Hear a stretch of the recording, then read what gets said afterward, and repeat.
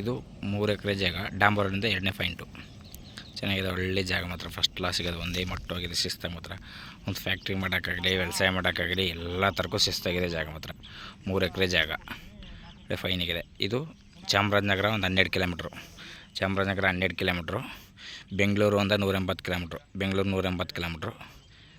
ಮೈಸೂರು ಒಂದು 70 ಕಿಲೋಮೀಟ್ರ್ ಆಗುತ್ತೆ. ಮೈಸೂರು ಒಂದು 70 ಆಗುತ್ತೆ. ಜಾಗ ಮಾತ್ರ ಅದ್ದೂರಿ ಜಾಗ ಮಾತ್ರ, ಚೆನ್ನಾಗಿದೆ ಮಾತ್ರ, ಒಳ್ಳೆ ಫೈನ್ ಜಾಗ. ರೋಡ್ ಗಿಡ ಎಲ್ಲ ಶಿಸ್ತಾಗಿದೆ. ಡಾಂಬರಿಂದ 2ನೇ ಪಾಯಿಂಟು.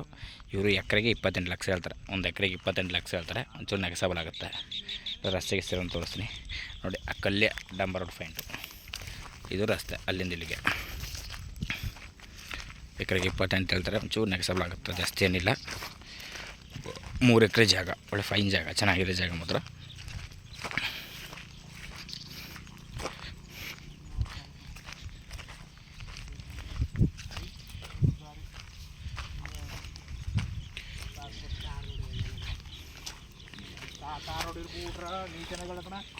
ಈಗಿನ ಕಾಲದಲ್ಲಿ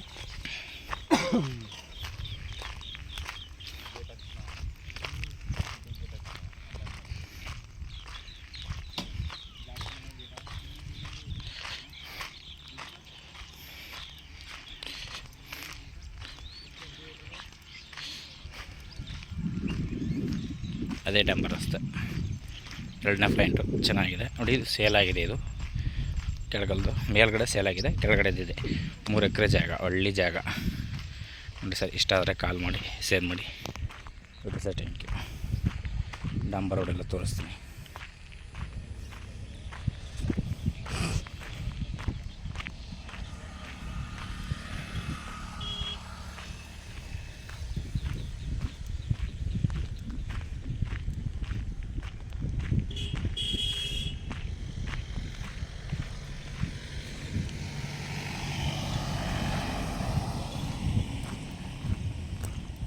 ಇದೆ ಟಾರ್ ರೋಡು, ಚೆನ್ನಾಗಿದೆ, ಒಳ್ಳೆ ಜಾಗ ಮಾತ್ರ.